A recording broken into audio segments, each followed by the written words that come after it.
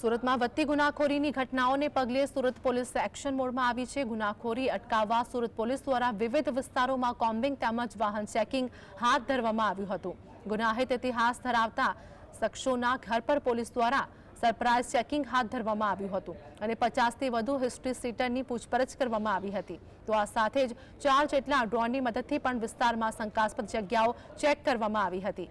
કોમ્બિંગમાં DCP સહિત 100થી વધુ પોલીસકર્મી જોડાયા હતા।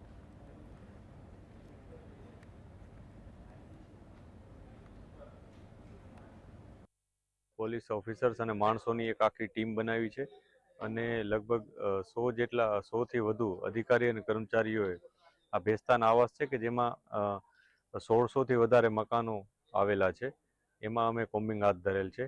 આ વિસ્તારમાં જે જગ્યાએ હિસ્ટ્રી શીટર્સ એમસીઆર કાર્ડવાળા જે છે, જે રજિસ્ટર્ડ છે એમસીઆર કાર્ડ, એ બધાના અમે ચેકિંગ કર્યા છે।